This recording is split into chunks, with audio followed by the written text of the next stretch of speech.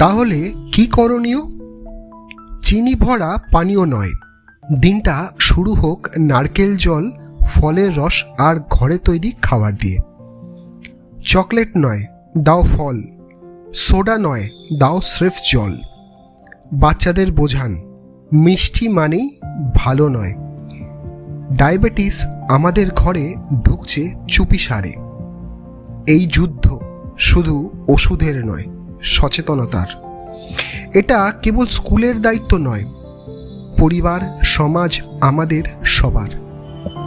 আপনি কি আজ থেকে সিদ্ধান্ত নেবেন? নিজে সচেতন হবেন? সন্তানদের রক্ষা করবেন?